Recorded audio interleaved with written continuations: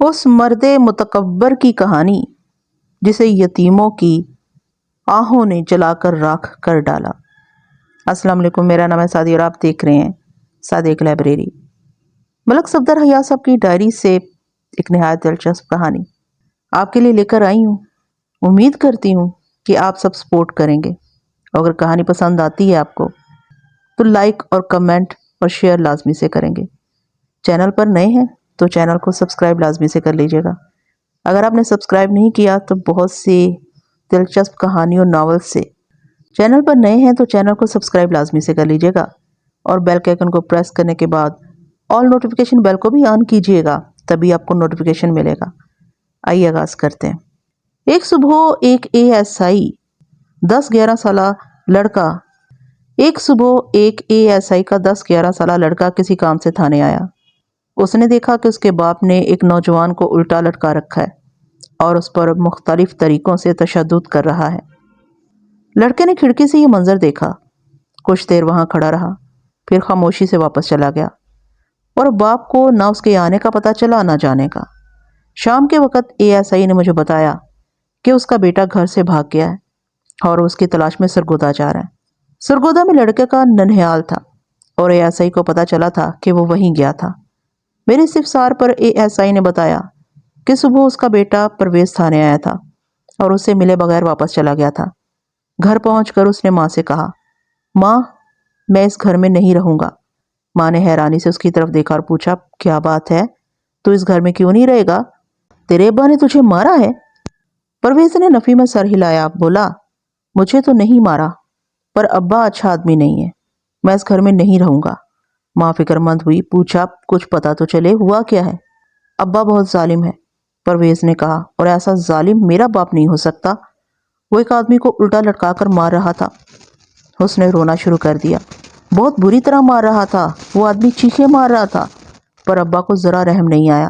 میں نانا کے گھر جا رہا ہوں۔ ماں نے اسے سمجھاتے ہوئے کہا، اس آدمی نے ضرور کوئی بہت بڑا جرم کیا ہوگا، اپنے ابا کو گھر آ لینے دو، میں اسے ضرور بات پوچھوں گی۔ اگر اس کی زیادتی ثابت ہو گئی تو میں بھی اس سے بات نہیں کروں گی۔ اس نے لڑکے کے آنسو پونچھے، منہ دھویا اور کچھ دیر بعد سودا لینے بازار بھیج دیا۔ اس کے بعد لڑکا واپس نہیں آیا۔ ASI بہت غصے میں تھا، کہنے لگا، ایک دفعہ تو میں اسے سیدھا کروں گا۔ اس عمر میں اسے اتنی بڑی بڑی باتیں آ گئی ہیں، بڑا ہو کر کیا کرے گا؟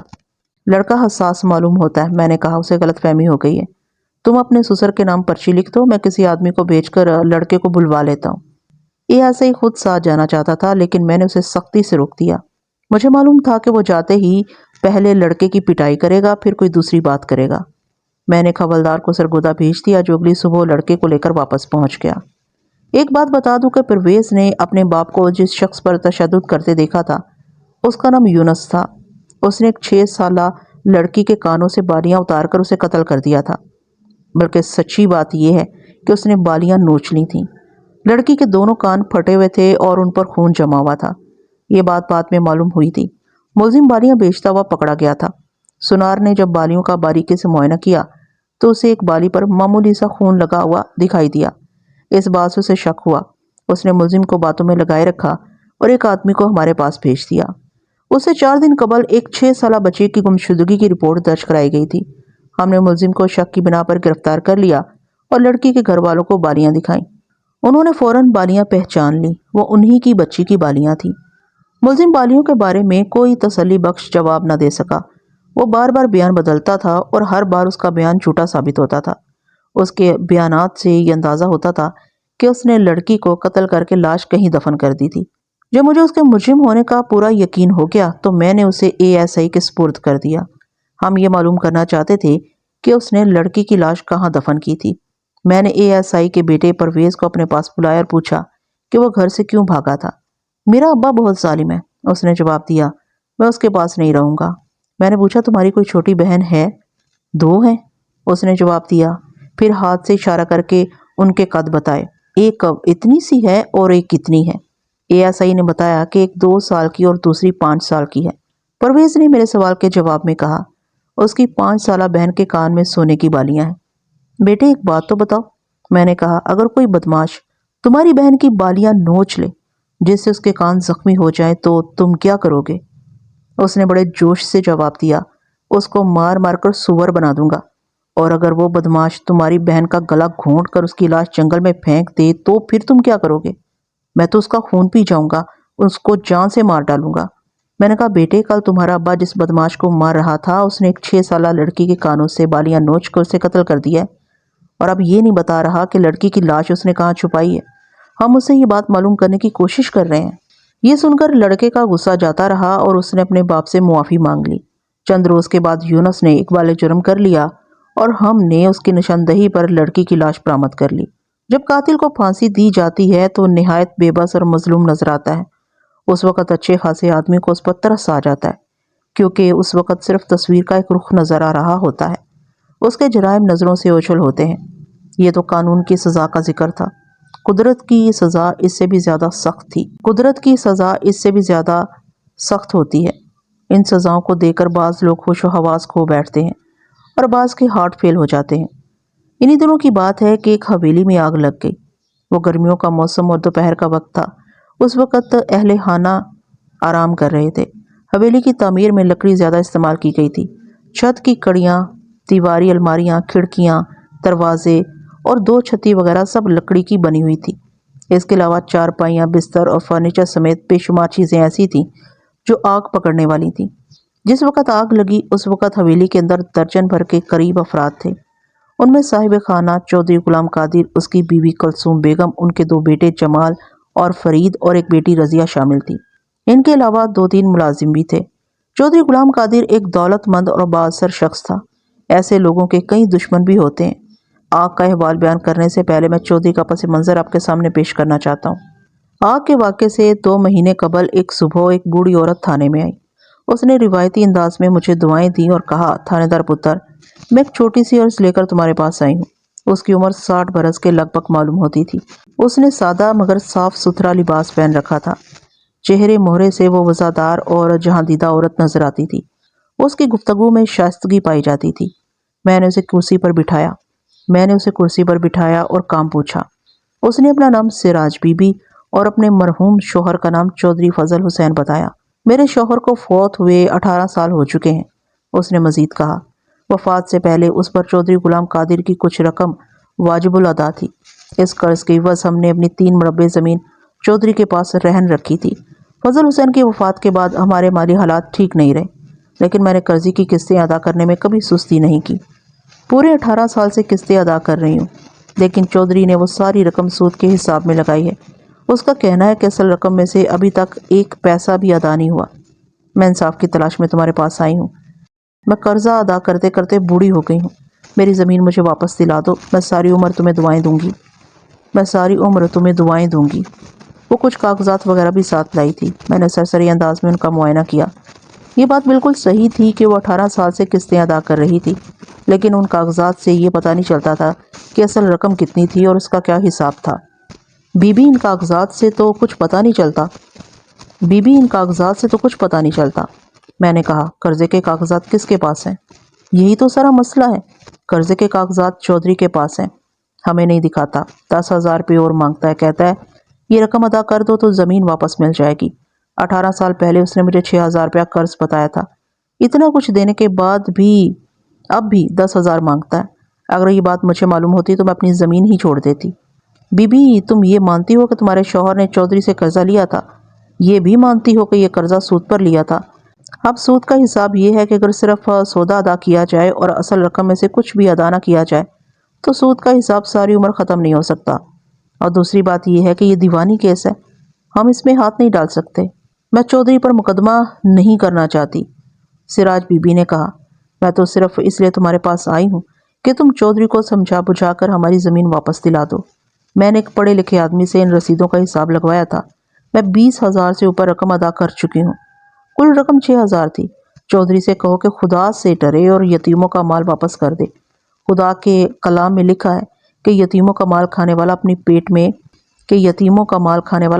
میں آگ ڈالتا ہے۔ میرے 2 بچے ہیں۔ شوہر کی وفات کے وقت دونوں بہت چھوٹے سے تھے۔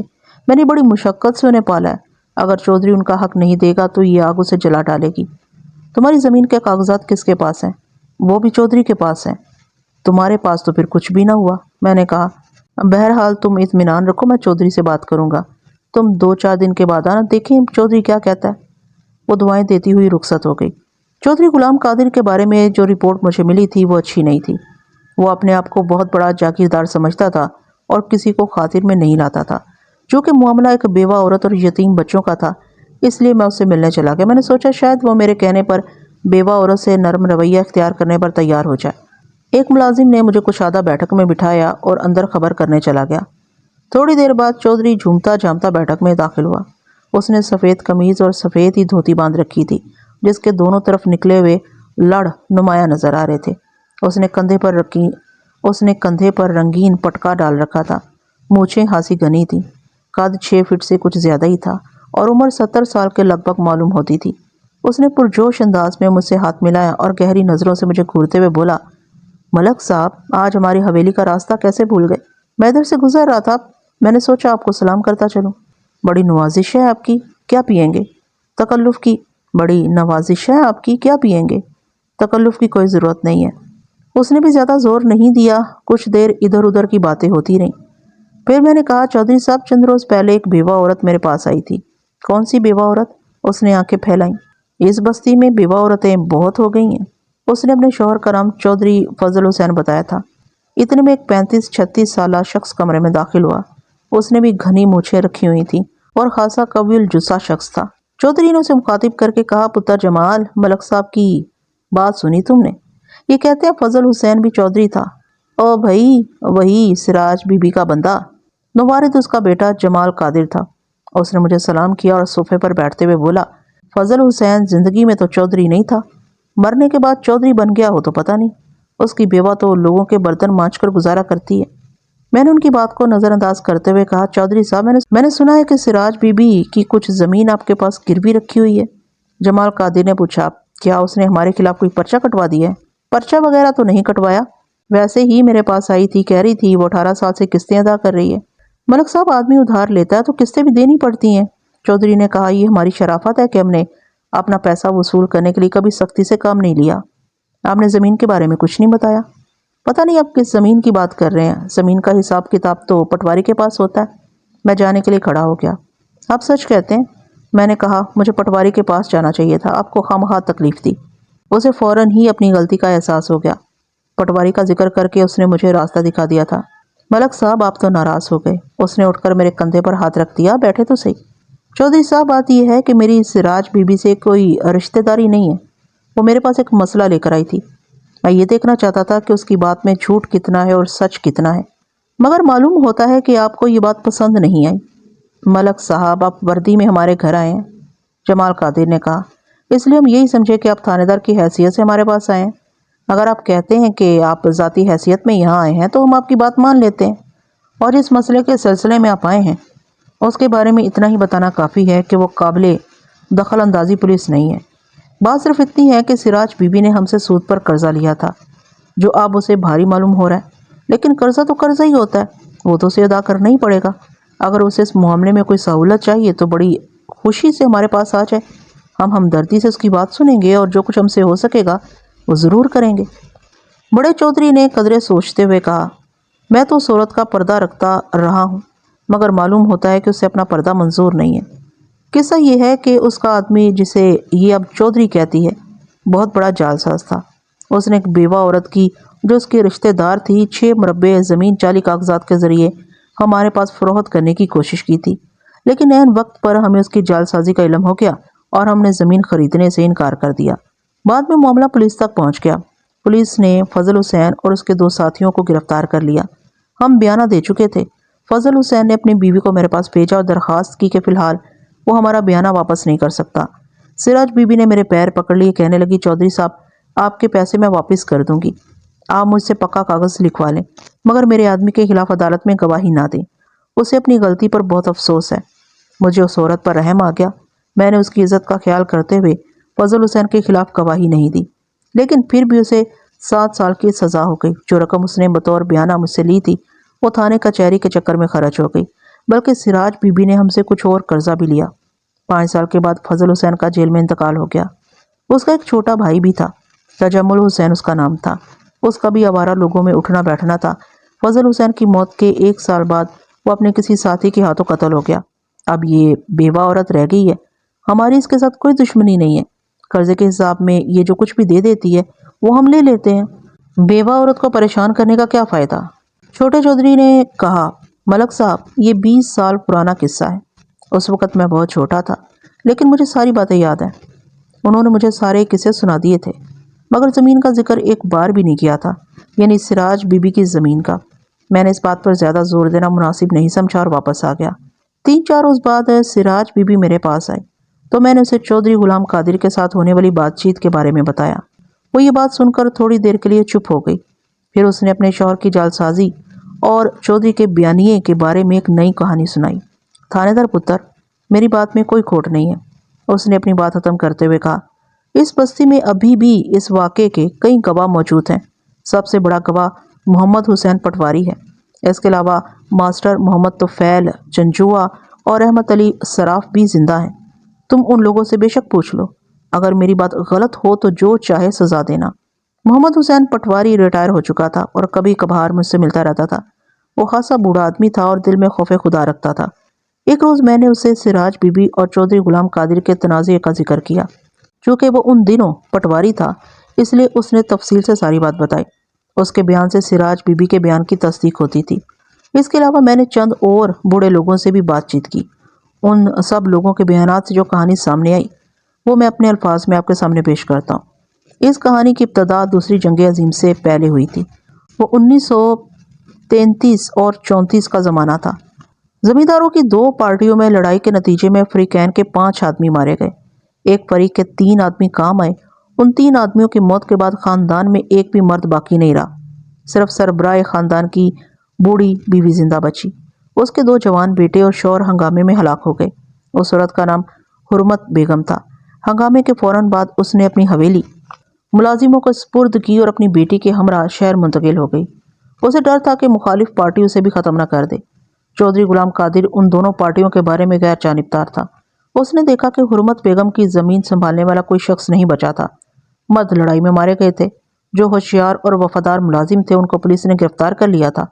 مالک پیچھے نہ ہو تو ملازموں کی ضمانتیں مشکل ہی سے ہوا کرتی ہیں۔ حرمت بیگم کو بے سہارا دیکھ کر چودھری غلام قادر نے اسے تعلقات بڑھانا شروع کر دیے، لیکن در حقیقت اس کی نظر حرمت بیگم کی زمینوں پر تھی۔ 1 آدھ سال میں اس نے اس کی زمینوں کا سارا انتظام اپنے ہاتھ میں کر لیا، وفادار ملازموں کی چھٹی کر دی اور ان کی جگہ پر اپنے مطلب کے آدمی رکھ لیے۔ سراج بی بی کا شوہر فضل حسین ایک ہوشیار آدمی تھا اور محکمہ مال میں ملازم تھا۔ اس نے ملازمت کے دوران چند مربع زمین بھی خرید لی تھی۔ اس کا چودھری غلام قادر کے ساتھ خاصا میل ملاپ تھا۔ ایک روز چودھری غلام قادر نے اسے کھانے پر بلایا اور کھانے کے بعد کہا، فضل حسین، ہمارا ایک چھوٹا سا کام اٹکا ہوا ہے، آپ کوشش کریں تو مسئلہ حل ہو سکتا ہے۔ یہ کیسے ہو سکتا ہے؟ فضل حسین نے کہا، آپ کا کام ہو اور اٹک جائے، حکم کریں، کیا کام ہے؟ زمین کے انتقال کا معاملہ ہے۔ ویسے زمین تو ہمارے ہی قبضے میں ہے، میں چاہتا ہوں کہ کاغذات بھی ہمارے نام ہو جائیں۔ فضل حسین ہولے ہولے سر ہلانے لگا، بولا، غالباً آپ حرمت بیگم کی زمین کی بات کر رہے ہیں۔ آپ نے بالکل صحیح اندازہ لگایا، ہمیں اسی زمین کے کاغذات کی نقول چاہیے۔ جعلی خریداری؟ چودھری نے اس بات میں سر ہلایا، بولا، آپ یہی بات ہے۔ ویسے ہم حرمت بی بی کو کچھ نہ کچھ دیتے رہیں گے، 8-10 سال تک اس کا اس چال سازی کی طرف دھیان نہیں جائے گا۔ وہ بوڑھی عورت ہے، جلد ہی اللہ کو پیاری ہو جائے گی، آپ کا کام ہو جائے گا۔ فضل حسین نے سوچتے ہوئے کہا، بڑے آرام سے ہو جائے گا۔ زمین کتنی ہے؟ زیادہ نہیں ہے، 5-6 مربع ہوگی۔ چودھری نے کہا، کام زیادہ نہیں ہے، آپ کو 1000 روپے مل جائیں گے، لیکن یہ بات راز میں رہنی چاہیے۔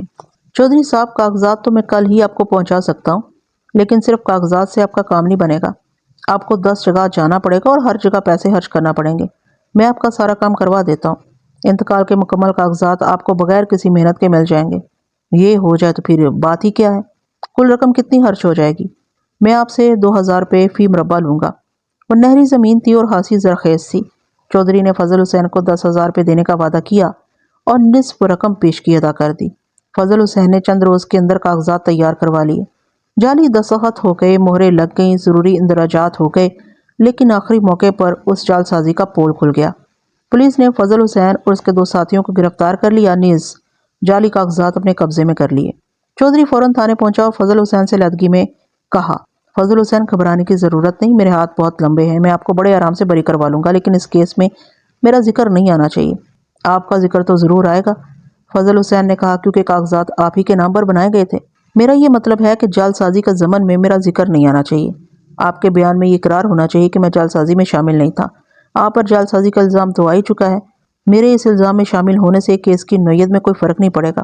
میں اس الزام سے باہر رہ کر آپ کی زیادہ مدد کر سکتا ہوں، لیکن آپ اپنے آپ کو اس الزام سے کیسے بری ثابت کریں گے؟ مجھے تو کوئی راستہ نظر نہیں آتا۔ میں وکیل سے مل کر کوئی نہ کوئی راستہ نکال لوں گا۔ میں ایک شرط پر سارا الزام اپنے سر لے سکتا ہوں۔ فضل حسین نے کہا اگر کیس میرے خلاف ہو گیا تو آپ اس رقم کا مطالبہ نہیں کریں گے جو میں آپ سے پیشگی وصول کر چکا ہوں۔ رقم کی فکر مت کرو، دولت آنی جانی شے ہے۔ فضل حسین چودھری کی باتوں میں آ گیا اور اس کی مرضی کے مطابق بیان دے دیا۔ اس بیان سے چودھری نہ صرف قانون کی گرفت سے بچ گیا بلکہ اسے حرمت بیگم کے سامنے اپنی صفائی پیش کرنے کا جواز بھی مل گیا۔ اس نے حرمت بیگم کے سامنے اپنی پوزیشن واضح کرتے ہوئے کہا مجھے معلوم نہیں تھا کہ یہ شخص آستین کا سانپ ثابت ہوگا۔ جب اسے معلوم ہوا کہ آپ کی زمینوں کا انتظام میرے ہاتھ میں ہے تو اس نے اپنی سرکاری حیثیت کا ناجائز فائدہ اٹھاتے ہوئے آپ کی زمین کے کاغذات نکلوائے اور میرے نام خریداری کے جعلی کاغذات تیار کروا کے میرے پاس پہنچ گیا۔ کہنے لگا 10,000 روپے دے دیں اور زمین کے مالک بن جائیں۔ اگر میں اس شخص کو لان تان کر کے بھگا دیتا تو پھر یہ کسی اور سے سودے بازی کرنے کی کوشش کرتا، لہٰذا میں بظاہر خریدار بن گیا اور ثبوت ہاتھ میں آنے کے بعد اسے پولیس کے حوالے کر دیا۔ بوڑھی حرمت بیگم نے کہا چودھری صاحب اللہ آپ کو اس نیک کام کا اجر دے گا۔ شوہر اور جوان بیٹوں کی موت کے بعد میں زمین کے جھگڑوں سے دور ہی رہنا چاہتی ہوں۔ اگر ہماری آمدنی کا کوئی دوسرا ذریعہ ہوتا تو میں یہ زمین فوراً فروخت کر دیتی۔ آپ اطمینان رکھیں۔ چودھری نے کہا ہمارے ہوتے ہوئے کوئی شخص آپ کی زمین پر بری نظر نہیں ڈال سکتا۔ حرمت بی بی کو مطمئن کرنے کے بعد وہ فضل حسین کی بیوی سراج بی بی کے پاس پہنچا اور اسے 5,000 روپے کی وہ رسید دکھائی جو اس نے فضل حسین سے حاصل کی تھی۔ سراج بی بی کو یہ بات معلوم تھی کہ اس کا شوہر رشوت بھی لیتا تھا اور کبھی کبھار جعل سازی بھی کر لیتا تھا۔ چودھری نے کیس کی تفصیل بتانے کے بعد کہا پولیس یہ چاہتی ہے کہ میں تمہارے شوہر کے خلاف بیان دوں، لیکن ابھی تک میں نے کوئی بیان نہیں دیا۔ یہ رسید تمہارے شوہر کے جرم کا پکا ثبوت ہے۔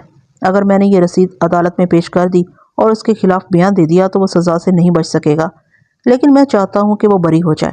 چودھری صاحب آپ کی بڑی مہربانی ہوگی۔ سراج بی بی نے کہا آپ کسی طرح سے سزا سے بچا لیں۔ میں تو یہی چاہتا ہوں، چودھری نے چالاکی سے کہا، لیکن فضل حسین میری بات نہیں مانتا۔ وہ میرے خلاف بیان دینے پر تلا ہوا ہے، کہتا ہے میں یہ 5,000 روپے اسے معاف کر دوں ورنہ وہ مجھے اپنے جرم میں شامل کر لے گا۔ میں اسی مسئلے کے سلسلے میں تمہارے پاس آیا ہوں۔ سراج بی بی کا بیان چودھری کی توقع کے عین مطابق تھا۔ اس نے کہا چودھری صاحب آپ پیسوں کی فکر نہ کریں، آپ کا قرضہ میں ادا کر دوں گی۔ فضل حسین کے علاوہ ہمارا کوئی کمانے والا نہیں ہے۔ وہ تو ٹھیک ہے مگر بات پکی ہونی چاہیے، یہ نہ ہو کہ بری ہونے کے بعد فضل حسین رقم دینے سے انکار کر دے۔ آپ مجھ سے کاغذ لکھوا لیں۔ خالی کاغذ لکھوانے سے کیا ہوتا ہے، کاغذ کے ساتھ کوئی ضمانت بھی ہونی چاہیے۔ سراج بی بی نے پریشانی سے پوچھا کیسی ضمانت؟ چودھری نے سوچنے کی اداکاری کی، حالانکہ ساری بات اس نے پہلے ہی سوچ رکھی تھی۔ بولا میں نے سنا ہے فضل حسین کے پاس 3 مربع بنجر زمین پڑی ہے۔ میں تمہاری وہ زمین 5,000 روپے کے عوض رہن رکھ سکتا ہوں۔ اگر تم اس پر راضی ہو تو میں پکا کاغذ تیار کروا لیتا ہوں، لیکن یہ کام آج ہی ہو جانا چاہیے۔ سراج بی بی سخت پریشان تھی، وہ زمین رہن رکھنے پر تیار ہو گئی۔ شام کے وقت چودھری پکا کاغذ لے کر سراج بی بی کے پاس پہنچ گیا۔ اس کے ساتھ اس کا وکیل اور 2 گواہ بھی تھے۔ ایک گواہ فضل حسین کا چھوٹا بھائی تجمل حسین تھا۔ اس نے چالاکی یہ کی کہ فضل حسین کے چھوٹے بھائی کو بھی ہمدردی کا فریب دے کر اپنے ساتھ ملا لیا تھا۔ پٹواری نے بتایا کہ تجمل حسین لالچی آدمی تھا۔ چودھری نے اسے کچھ پیسے بھی دے دیے تھے۔ اسٹامپ پیپر پر دستخط ہو گئے اور سراج بی بی نے زمین کے کاغذات چودھری کے حوالے کر دیے تو اس کے وکیل نے قرضے کی شرائط پڑھ کر سنائی۔ ان شرائط میں سے ایک شرط سود کی تھی اور رقم 6,000 روپے لکھی گئی تھی۔ سراج بی بی نے اس پر اعتراض کیا، چودھری صاحب آپ نے سود کا ذکر تو نہیں کیا تھا اور رقم بھی آپ نے زیادہ لکھی ہے۔ رقم کی بات یہ ہے کہ مجھے تمہارے شوہر کی رہائی کے لیے بھاگ دوڑ کرنا پڑے گی، وکیل، پولیس کچہری، ان سب جگہوں پر پیسہ خرچ کرنا پڑتا ہے، اور جہاں تک سود کا تعلق ہے تو یہ کاروباری بات ہے۔ اگر میں یہی رقم کسی کاروبار میں لگاؤں گا تو مجھے اس معمولی سود سے زیادہ فائدہ ہوگا۔ ویسے میں تمہیں 6 مہینے کی چھوٹ دے سکتا ہوں۔ اگر تم 6 مہینے تک قرض ادا کر دو تو میں کوئی سود نہیں لوں گا، آگے جو تمہاری مرضی، چاہو تو اپنے کاغذات واپس لے لو۔ سراج بی بی نے اپنے دیور تجمل حسین سے مشورہ کیا، وہ تو چودھری سے پیسے کھائے بیٹھا تھا۔ اس نے بھاوج کو وہی مشورہ دیا جو چودھری کے مفاد میں جاتا تھا۔ سراج بی بی کو مجبوراً ساری شرائط ماننا پڑی۔ رخصت ہونے سے پہلے چودھری نے سراج بی بی اور تجمل حسین سے علیحدگی میں کہا اس لکھت پڑھت کا کسی اور کو پتہ نہیں چلنا چاہیے۔ اگر فضل حسین تک یہ بات پہنچ گئی تو وہ غصے میں اپنا کیس خراب کر لے گا۔ دونوں نے رازداری کا وعدہ کیا اور چودھری اپنی کامیابی پر خوش خوش وہاں سے رخصت ہو گیا۔ میں نے اکثر یہ دیکھا ہے کہ جن لوگوں کو اللہ نے دنیا کی فراغی عطا کی ہے ان میں سے بعض غریبوں پر ظلم کر کے ایک خاص لذت محسوس کرتے ہیں اور اس بات کی بالکل پرواہ نہیں کرتے کہ اس کائنات کا متعصب اعلیٰ ایک دن ان کے عملوں میں انہیں پکڑنے والا ہے۔ اپنے قرضے کی وصولی کا پکا انتظام کرنے کے بعد چودھری غلام قادر نے عدالت میں جو بیان دیا وہ سراسر فضل حسین کے خلاف تھا۔ اس نے عدالت کو بتایا کہ فضل حسین حرمت بی بی کے نمائندے کی حیثیت سے اس کے پاس آیا تھا۔ اسے اس کی جعل سازی کا بعد میں علم ہوا تھا۔ جیسا کہ میں آپ کو پہلے بتا چکا ہوں، فضل حسین کو جعل سازی کے جرم میں 7 سال کی سزا ہو گئی اور سزا کے 5 سال بعد اس کا جیل میں انتقال ہو گیا۔ اس کی وفات کے بعد اس کے چھوٹے بھائی تجمل حسین نے چودھری سے بھائی کی زمین کی واپسی کا مطالبہ شروع کر دیا، لیکن چودھری کی نیت خراب تھی، وہ زمین واپس نہیں کرنا چاہتا تھا۔ تجمل حسین کے بارے میں لوگوں نے مجھے بتایا کہ وہ حساس سخت مزاج آدمی تھا اور کچھ جرائم پیشہ لوگوں سے اس کے تعلقات بھی تھے۔ اس نے چودھری سے کہا کہ وہ اس کے قرضے کی آدھی رقم پہلے ادا کر دے گا اور آدھی زمین کا قبضہ ملنے کے بعد۔ غالباً وہ زمین فروخت کرنے کا ارادہ رکھتا تھا۔ اس ضمن میں اس نے اپنی بھابھی کو بھی راضی کر لیا تھا، لیکن نیت اس کی بھی اچھی نہیں تھی۔ اس نے ادھر ادھر سے دباؤ ڈال کر چودھری کو زمین واپس کرنے پر راضی کر لیا تھا، مگر چند ہفتوں کے بعد کسی نے اسے بے خبری میں وار کر کے ہلاک کر دیا۔ دیور کی موت کے بعد سراج بی بی نے خود کو بالکل بے سہارا محسوس کرنا شروع کر دیا۔ اس وقت اس کے صرف 2 بچے تھے، ایک لڑکی اور ایک لڑکا۔ جب فضل حسین کو سزا ہوئی تو ان کی عمر علیل ترتیب 13 اور 9 سال تھی، لڑکا چھوٹا تھا۔ یہ تھا وہ پس منظر جو میں آپ کو بتلانا چاہتا تھا۔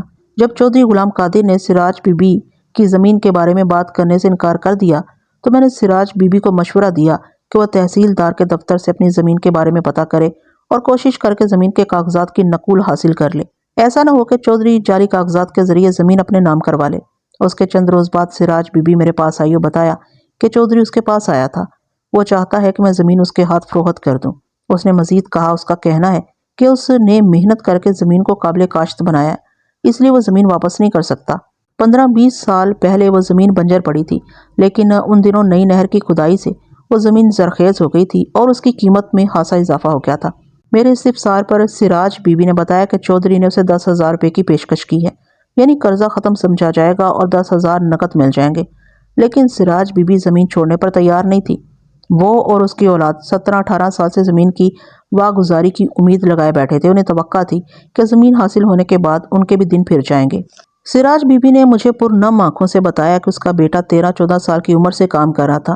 اس کی بیٹی سلائی کڑھائی کا کام کرتی تھی۔ وہ خود بھی 18 سال سے محنت مشقت کر رہی تھی اور ان کی آمدنی میں سے آدھا حصہ زمیندار کی جیب میں چلا جاتا تھا، صرف اس امید پر کہ ایک دن ان کی زمین واپس مل جائے گی اور ان کے گھر میں بھی خوشحالی آئے گی۔ لیکن اب چودھری زمین واپس کرنے پر تیار نہیں تھا۔ اس قسم کے حالات دیکھ کر بڑا دکھ ہوتا ہے۔ وہ کیسا انسان تھا جو 18 سال سے ایک بیوہ اور 2 یتیموں کی نصف آمدنی کھا رہا تھا اور اب ان کی زمین واپس کرنے پر تیار نہیں تھا۔ میں بحیثیت تھانے دار کچھ نہیں کر سکتا تھا کیونکہ وہ دیوانی کیس تھا۔ اگر معاملہ عدالت میں جاتا تو اس میں یقیناً برسوں لگ جاتے اور حاصل پھر بھی کچھ نہ ہوتا۔ میں نے علاقے کے 2 معتبر آدمیوں سے کہا کہ وہ اس بیوہ کی مدد کریں اور اس کی زمین واپس دلانے کی کوشش کریں۔ اگر چودھری وہ زمین خریدنا چاہتا ہے تو اسے چاہیے کہ وہ موجودہ قیمت لگائے۔ وہ دونوں معتبرین ناکام واپس آ گئے۔ چودھری نے نہ صرف زمین کے معاملے میں تعاون کرنے سے انکار کر دیا بلکہ میرے بارے میں دھمکی آمیز کلمات بھی کہے۔ اس نے کہا ملک صفدر حیا سے کہہ دینا کہ ہمارے معاملے میں دخل اندازی نہ کرے ورنہ میں اسے لائن حاضر کروا دوں گا، اتنی پہنچ ہے میری۔ اس کے 2-3 روز بعد وہ تھانے پہنچا اور بغیر کسی تمہید کے بولا، ملک صاحب میں ایک شخص کے خلاف پرچہ کٹوانا چاہتا ہوں، اس نے مجھے قتل کی دھمکی دی ہے۔ میں نے پوچھا اس شخص کا نام پتہ کیا ہے؟ میں اسے ابھی تھانے بلوا لیتا ہوں۔ اس کا خیال تھا کہ میں اس کی بات سن کر رپورٹ لکھنے میں پس و پیش کروں گا۔ میرے جواب سے اس کے چہرے کی سختی جاتی رہی۔ وہ میری میز کے سامنے رکھی ہوئی کرسی پر بیٹھ کر بولا، اس کا نام اشرف ہے۔ میں نے فوراً حوالدار کو اپنے کمرے میں بلایا، چودھری غلام قادر سے اشرف کا پتہ پوچھ کر اسے نوٹ کرایا اور کہا ایک آدمی اپنے ساتھ لے جاؤ اور اس شخص کو پکڑ کر تھانے لے آؤ۔ حوالدار کے جانے کے بعد میں نے چودھری کے لیے بوتل منگوائی اور ادھر ادھر کی باتیں شروع کر دی۔ سراج بی بی کی زمین کا ذکر نہ اس نے کیا نہ میں نے۔ تقریباً نصف گھنٹے کے بعد حوالدار ایک دبلے پتلے نوجوان کو ساتھ لیے کمرے میں داخل ہوا۔ یہ نوجوان عمر 26-27 سال کے لگ بھگ معلوم ہوتی تھی۔ وہ ان مسکین لوگوں میں سے معلوم ہوتا تھا جن کی ساری زندگی دوسروں کی چاکری میں گزر جاتی ہے اور وہ اپنے رویے کی وجہ سے پیدائشی خدمتگار معلوم ہوتے ہیں۔ وہ کچھ خوفزدہ سا کمرے میں داخل ہوا۔ جب اس کی نظر چودھری پر پڑی تو وہ قدرے جھکا، کندھے تھوڑے سے اونچے کیے اور عاجزانہ انداز میں دونوں ہاتھ سلام کے لیے بڑھائے، لیکن چودھری نے دوسری طرف منہ پھیر لیا۔ ادھر بات کرو، اس نے میری طرف اشارہ کیا۔ تمہیں تھانے دار صاحب نے بلایا؟ نوجوان نے مجھے جھک کر سلام کیا اور ادب سے میرے بولنے کا انتظار کرنے لگا۔ میرا تجربہ کہہ رہا تھا کہ وہ نوجوان کوشش کر کے بھی کسی کو دھمکی نہیں دے سکتا تھا۔ میں نے پوچھا، اب کیا نام ہے تمہارا؟ جی میرا نام اشرف حسین ہے، اس نے جواب دیا۔ کیا کام کرتے ہو؟ جی خرات کا کام کرتا ہوں لاہور کے کارخانے میں۔ ان کو چودھری صاحب کو جانتے ہو؟ جی بڑی اچھی طرح جانتا ہوں، ان سے ہمارے بڑے پرانے تعلقات ہیں۔ میں چھوٹا سا تھا جب یہ پہلی دفعہ ہمارے گھر آئے تھے، پر آج انہوں نے میرے سلام کا جواب نہیں دیا۔ اوئے زیادہ باتیں کرنے کی ضرورت نہیں ہے، چودھری نے اسے ڈانٹا۔ ملک صاحب جو سوال کرتے ہیں اتنا ہی جواب دو۔ بہت اچھا چودھری صاحب، اس نے پہلی دفعہ سپاٹ لہجے میں کہا۔ مجھے آپ کیا ڈانٹتے ہیں، میں تو ویسے ہی آپ کا نوکر ہوں، حکم کا بندہ ہوں۔ اشرف حسین، کیا تم نے چودھری صاحب کو قتل کی دھمکی دی ہے؟ میں نے؟ قتل کی دھمکی؟ اس نے حیرانی سے کہا۔ نہیں جناب، ہرگز نہیں، ایسا کیسے ہو سکتا ہے؟ چودھری صاحب میرے بزرگ ہیں، میں ان کی بڑی عزت کرتا ہوں۔ میں نے چودھری سے کہا، یہ کون ہے؟ کیا اس سے آپ کا کوئی تنازع چل رہا ہے؟ ملک صاحب، یہ اسی بڑھیا کا بیٹا ہے جو روز آپ کے پاس آنسو بہانے آ جاتی ہے، وہی سراج بی بی۔ اچھا یہ بات ہے، میں نے کہا۔ ان لوگوں نے اپنی زمین آپ کے پاس گروی رکھی ہوئی ہے، وہ ایک الگ مسئلہ ہے۔ یہ دھمکی اس نے کس سلسلے میں دی ہے؟ جناب میں نے کوئی دھمکی نہیں دی، تم ذرا صبر کرو، میں نے چودھری کو سنانے کے لیے سخت لہجے میں کہا۔ میں چودھری صاحب سے بات کر رہا ہوں۔ چودھری ذرا خوش ہوا اور وہ سمجھا کہ میں اسے دب کر بات کر رہا ہوں۔ بولا، ملک صاحب یہ ان پڑھ اور جاہل آدمی ہے، اس کو یہ معلوم نہیں ہے کہ میں اس کے باپ کے لیے کیا کچھ کر چکا ہوں، اس نے مجھے کیوں دھمکی دی ہے، اس کی وجہ تو یہی جانے، لیکن میرے پاس گواہ موجود ہیں۔ آپ اس کے خلاف پرچہ کاٹیں اور ضروری کارروائی کریں، دھمکی کی وجہ خود بخود سامنے آ جائے گی۔ اشرف حسین پریشانی کے عالم میں کبھی میری طرف دیکھتا تھا اور کبھی چودھری کی طرف۔ میں نے ہیڈ کلرک کو بلایا اور کہا کہ وہ چودھری صاحب کی رپورٹ روز نامچے میں درج کر لے۔ میں نے چودھری کے ساتھ ہمدردانہ رویہ برقرار رکھا اور رپورٹ میں رہن شدہ زمین اور قرضے کا ذکر بھی کر دیا۔ میں یہ بات ریکارڈ پر لانا چاہتا تھا کہ سراج بی بی نے اپنی 3 مربع زمین 6000 روپے میں چودھری غلام قادر کے پاس رہن رکھی تھی اور 18 سال گزرنے کے باوجود قرضہ ادا نہیں کر پائی تھی۔ اس کے بیٹے اشرف حسین کے دل میں اس وجہ سے رنجش پائی جاتی تھی۔ رپورٹ درج ہو گئی اور چودھری نے اس پر دستخط بھی کر دیے۔ اگلے روز میں نے چودھری کے بتائے ہوئے گواہوں کے بیانات بھی لے لیے اور ان سے بھی یہ بات کہلوا لی کہ سارا جھگڑا زمین کی وجہ سے تھا۔ اشرف حسین کو میں نے کچھ دیر تھانے میں بٹھائے رکھا اور پھر یہ سمجھا کر گھر بھیج دیا کہ وہ 1-2 روز گھر سے باہر نہ نکلے۔ تیسرے روز میں نے سراج بی بی کو تھانے بلایا اور اس کی طرف سے چودھری غلام قادر کے خلاف خیانت مجرمانہ کا پرچہ کٹوا دیا۔ اس رپورٹ کا خلاصہ یہ تھا، چودھری غلام قادر نے 18 سال قبل 6000 روپے کے عوض سراج بی بی کی 3 مربع زمین رہن رکھی تھی۔ مدعا علیہ یعنی چودھری نے مدعیہ کے ناخواندہ ہونے کا فائدہ اٹھاتے ہوئے رسید میں سود کی شرط بھی شامل کر دی تھی۔ مدعیہ اصل رقم سے کہیں زیادہ رقم ادا کر چکی تھی۔ رہن اور قرضے کے معاہدے کے مطابق چودھری کو زمین استعمال کرنے کی اجازت نہیں تھی، لیکن چودھری معاہدے کی خلاف ورزی کرتے ہوئے مدعیہ کی زمین کو گزشتہ 18 سال سے استعمال کر رہا تھا۔ مدعیہ نے درخواست کی تھی کہ مدعا علیہ سے نہ صرف اس کی زمین واپس دلائی جائے بلکہ 18 سال کی پیداوار کا کم از کم نصف حصہ بھی دلایا جائے۔ یہ رپورٹ درج کرنے کے بعد میں نے ایک تند مزاج ASI کو تفتیش کے لیے بھیج دیا، اس کو سمجھا دیا کہ وہ چودھری کے ساتھ ہرگز کوئی نرمی نہ کرے۔ چند گھنٹوں کے بعد ASI واپس آ گیا اور بتایا کہ چودھری نے اسے لمبی چوڑی رشوت کی پیشکش کی تھی۔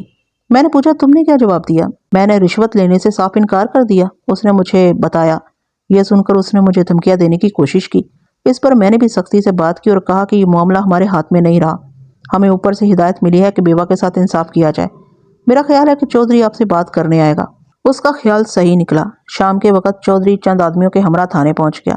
میں نے اسے کچھ دیر باہر بٹھائے رکھا۔ 15-20 منٹ کے بعد وہ میرے ماتحتوں کے ساتھ الجھنے لگا۔ تب میں نے اسے اندر بلا لیا، اس کے ساتھیوں کو باہر ہی بٹھائے رکھا۔ ملک صاحب، یہ کیا اندھیر نگری مچی ہوئی ہے؟ اس نے آتے ہی کہا۔ آپ کے نیچے والے تو آپ سے بھی 2 ہاتھ آگے جا رہے ہیں۔ میں 1 گھنٹے سے باہر بیٹھا انتظار کر رہا تھا، اتنا انتظار تو مجھے ڈپٹی کمشنر کے دفتر میں بھی نہیں کرنا پڑتا۔ میں ذرا مصروف تھا، میں نے خشک لہجے میں کہا۔ اس وقت گورنر بھی آتا تو اسے انتظار کرنا پڑتا۔ حکم کریں، میں آپ کی کیا خدمت کر سکتا ہوں؟ صبح آپ کا ایک ASI ہمارے پاس آیا تھا، بڑا شور مچا رہا ہے۔ مجھے پتا چلا ہے کہ اس مائی نے ہمارے خلاف کوئی پرچہ کٹوایا، معلوم ہوتا ہے اس کے دن پورے ہو گئے۔ وہ سمجھتی کیا اپنے آپ کو؟ چودھری صاحب، یہ تھانہ ہے، ہم ہر شخص کی فریاد سننے کے پابند ہیں، ہمیں بھی جواب دینا پڑتا ہے۔ آپ کا ASI کہہ رہا تھا کہ اس معاملے میں آپ کو اوپر سے حکم ملا، کیا یہ سچ ہے؟ ہم آپ کو اندر کی باتیں نہیں بتا سکتے، نہ ہی ہم کسی کو اوپر جانے سے روک سکتے ہیں۔ آپ اپنا جواب داخل کر دیں، ہم اپنی تفتیش مکمل کر کے کیس عدالت میں پیش کر دیں گے۔ اس نے کچھ دیر سوچا، پھر بولا، آپ ایک کام کریں، میں نے اشرف کے خلاف جو رپورٹ درج کرائی ہے اسے ختم کر دیں۔ میں نے نفی میں سر ہلایا۔ وہ رپورٹ ختم نہیں ہو سکتی کیونکہ اس کی نقل SP کے دفتر میں جا چکی ہے۔ چھوڑے ملک صاحب، آپ چاہیں تو سب کچھ ہو سکتا ہے، اور خرچے ورچے کی فکر نہ کریں، ہم نے پیسہ خرچ کرنے میں کبھی کنجوسی سے کام نہیں لیا۔ حکم کریں، کیا چاہیے آپ کو؟ نہیں، اس کیس میں سودے بازی نہیں ہو سکتی۔ میرا خیال ہے کہ آپ اوپر والوں سے ڈرتے ہیں۔ اچھا، ایک کام اور کریں، مائی کو یہاں بلا لیں اور ہمارا راضی نامہ کرا دیں۔ یہ بات آپ کی معقول ہے، میں نے کہا۔ صلح صفائی بہت اچھی چیز ہے، میں آدمی بھیج کر سراج بی بی کو بلوا لیتا ہوں۔ میں نے حوالدار کو بلایا اور کہا، سراج بی بی اور اس کے بیٹے اشرف کو بلا لاؤ، انہیں ساتھ ہی لے آنا۔ حوالدار کے جانے کے بعد چودھری نے کہا، ملک صاحب، کیس کی تفصیل تو آپ کو معلوم ہی ہے، اگر آپ تھوڑی سی کوشش کریں گے تو یہ معاملہ جلد ہی حل ہو جائے گا۔ میں کوشش کرنے کے لیے ہی اس کرسی پر بیٹھا ہوں، آپ میرا مطلب نہیں سمجھے۔ چودھری نے کہا، اصل جھگڑا زمین کا ہے، میں یہ زمین کسی صورت میں نہیں چھوڑنا چاہتا۔ ہم نے اس زمین پر بڑی محنت کی ہے، اسے کاشت کے قابل بنایا ہے۔ ایک بات اور بھی ہے، ہم یہ برداشت نہیں کر سکتے کہ ایک کمی خاندان ہمارے مقابلے پر کھڑا ہو جائے۔ زمیندار اور چودھری کہلوانے لگے، ملک صاحب، اس بات پر تو ہم لوگ سر کٹوا لیا کرتے ہیں یا کاٹ لیتے ہیں۔ چودھری صاحب، راضی نامہ دو طرفہ ہوتا ہے، میں نے کہا، صرف ایک فریق کی شرطوں پر راضی نامہ نہیں ہوا کرتا۔ ویسے میں سراج بی بی کو سمجھاؤں گا کہ وہ زمین فروخت کرنے پر راضی ہو جائے، میں بھی یہی چاہتا ہوں۔ اس نے کہا، اگر وہ اس بات پر راضی نہیں ہوگی تو نقصان اٹھائے گی۔ اس کی ہر بات میں دھمکی کا پہلو غالب تھا۔ تھوڑی دیر بعد سراج بی بی حوالدار کے ہمراہ تھانے پہنچ گئی، اس کے ساتھ اس کے بیٹے اشرف کے علاوہ محمد حسین پٹواری بھی تھا۔ چودھری نے پٹواری کو دیکھ کر تیوری چڑھائی اور پوچھا، آپ کس سلسلے میں یہاں آئے ہیں؟ میں سراج بی بی کے کہنے پر آیا ہوں، بوڑھے پٹواری نے کہا۔ اس کی عمر 70 کے لگ بھگ تھی۔ دو صلح کرنے والوں کے درمیان گواہ کا ہونا بہت ضروری ہے چودھری صاحب، آپ کوئی فکر نہ کریں، میں کوئی ناانصافی کی بات نہیں کروں گا۔ محمد حسین، یہاں انصاف یا ناانصافی کا نہیں، خاندانی عزت کا مسئلہ ہے۔ خیر، آپ آ ہی گئے ہیں تو بیٹھیں، لیکن ایک بات کا خیال رکھیں، میں اپنے معاملے میں کسی کی بے جا دخل اندازی پسند نہیں کرتا۔ پھر وہ سراج بی بی کی طرف متوجہ ہوا۔ ہاں تو مائی، میں نے ملک صاحب کے ساتھ ساری بات کر لی ہے، تم بولو کیا چاہتی ہو؟ چودھری کے طرز تخاطب سے اشرف کا چہرہ سرخ ہو گیا، بولا، چودھری صاحب، ہم لوگ غریب ضرور ہیں لیکن رذیل نہیں ہیں۔ میری ماں آپ سے عمر میں بہت چھوٹی ہیں، آپ انہیں مائی کہہ کر مخاطب نہ کریں۔ اوئے، تم کون سے لاٹ کے پتر ہو؟ چودھری نے غصے سے کہا، تم سے تو ہمارے نوکر چاکر ہی زیادہ اچھے ہیں، ہم اپنے مقابلے پر کھڑے ہونے والوں کے سر اتار دیا کرتے ہیں۔ تجھے یاد نہیں رہا کہ تیرا باپ ایک عادی مجرم تھا، رشوت خور اور جعلساز، جس کی موت جیل کے اندر واقع ہوئی تھی؟ کہتا ہے کہ ہم رذیل نہیں ہیں۔ ہاں؟ اشرف نے کچھ کہنے کے لیے منہ کھولا، لیکن اس کی ماں نے اسے روک دیا۔ بولی، کوئی بات نہیں بیٹا، ہر بات کا جواب دینا ضروری نہیں ہوتا، ہم چودھری کے مقابلے پر نہیں کھڑے ہو سکتے۔ چودھری صاحب، مجھے صرف اپنا حق چاہیے اور کچھ نہیں چاہیے۔ چودھری نے حقارت سے کہا، اگر حق کی بات ہے تو پھر تمہارا کچھ بھی نہیں ہے۔ تمہاری زمین 18 سال پہلے ہماری ہو گئی تھی، تم نے 6 مہینے کے وعدے پر قرضہ لیا تھا، اور یہ بات ہر شخص جانتا ہے۔ اگر مقررہ مدت کے اندر قرضہ واپس نہ کیا جائے تو رہن شدہ چیز ضبط ہو جاتی ہے۔ لیکن میں تمہارے ساتھ کوئی زیادتی نہیں کرنا چاہتا، جیسا کہ میں پہلے بھی کہہ چکا ہوں۔ میں تمہیں 10,000 روپے دینے پر تیار ہوں، اگر ملک صاحب کہیں گے تو تھوڑا بہت اضافہ کر دوں گا، اس سے زیادہ مجھ سے کوئی امید نہ رکھو۔ اس زمانے میں زیر بحث زمین کی قیمت 20 سے 25,000 روپے فی مربع تھی، یعنی 3 مربع کی قیمت 60,000 روپے کے لگ بھگ تھی۔ چودھری صاحب، میں اس طرح زمین فروخت نہیں کروں گی، پہلے مجھے زمین کا قبضہ ملنا چاہیے، اس کے بعد فروخت کی بات ہوگی اور خریداری کا پہلا حق آپ کا ہوگا۔ زمین کو بھول جاؤ سراج بی بی، میں نے پوچھا۔ چودھری صاحب، قرضے کی اصل رقم کتنی ہے؟ چھوڑیں جی، اصل رقم کا اب کیا ذکر، چودھری نے ٹالنے والے انداز میں کہا، وہ تو بات ہی ختم ہو چکی ہے۔ وہ بات کیسے ختم ہو چکی ہے؟ اشرف نے کہا، اگر وہ بات ختم ہو گئی تھی تو اب تک آپ ہم سے قسطیں کیوں وصول کرتے رہے ہیں؟ او کاکا، تو اپنی بوتھی بند رکھ۔ کیوں جی؟ میں کیوں اپنی بوتھی بند رکھوں؟ میں اپنی 12-13 سال کی محنت کی کمائی آپ کی جھولی میں ڈالتا رہا ہوں، آپ مجھے بولنے سے نہیں روک سکتے، میں نے کوئی ناجائز بات نہیں کی۔ محمد حسین پٹواری نے پہلی بار گفتگو میں حصہ لیتے ہوئے کہا، چودھری صاحب، ٹھنڈے دل سے بات چیت کر کے کوئی سمجھوتا کر لے، غصے سے بات نہیں بنا کرتی۔ میں نے کہا، چودھری صاحب، پہلے یہ بات ہو جانی چاہیے کہ تنازع کی بنیاد کیا ہے، اس کے بعد ہی بات آگے بڑھائی جا سکتی ہے۔ پھر یہ بتائیں کہ کل کتنی رقم باقی ہے؟ قرضے کی کل رقم 5,000 تھی، سراج بی بی نے کہا۔ 5 نہیں، 6,000، چودھری نے فوراً کہا۔ کاغذ میں تو 6,000 ہی لکھی ہے، سراج بی بی نے کہا۔ اگر اصل رقم 5,000 تھی، آپ نے 1,000 روپے میرے آدمی کے مقدمے پر حرج کرنے کا وعدہ کیا تھا، مگر الٹا اس کے خلاف بیان دے کر اسے سزا کروا دی۔ کیا مطلب ہے تمہارا، سزا کروا دی؟ چودھری نے جاننا چاہا۔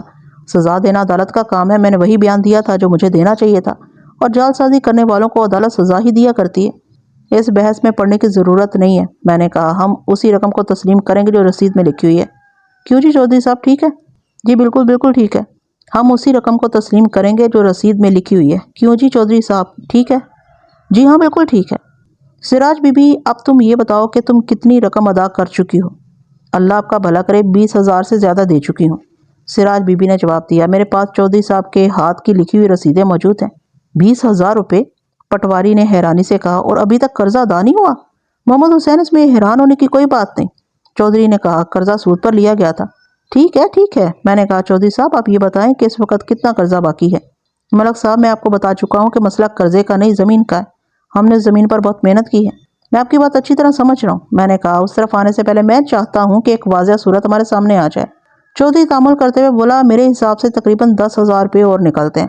اشرف نے کہا، یہ تو سخت زیادتی ہے، تم ذرا خاموش رہو، میں نے اشرف سے کہا، پھر چودھری کی طرف متوجہ ہوا۔ چودھری صاحب، بات آگے بڑھانے سے پہلے میں قرضے کی رسید دیکھنا چاہتا ہوں۔ رسید دیکھنے کی کیا ضرورت ہے؟ اس نے کہا، میں چاہتا ہوں کہ ہر چیز ریکارڈ میں آ جائے۔ آپ ایسا کریں، کل کسی وقت یہاں تشریف لے آئیں۔ ملک صاحب، اس جھگڑے کو آج ہی ختم کریں، میں اپنا آدمی بھیج کر ابھی رسید منگوا لیتا ہوں۔ وہ اٹھ کر باہر گیا اور اپنے کسی آدمی کو رسید لانے کے لیے حویلی بھیج دیا۔ وہ شخص 15-20 منٹ میں واپس آ گیا۔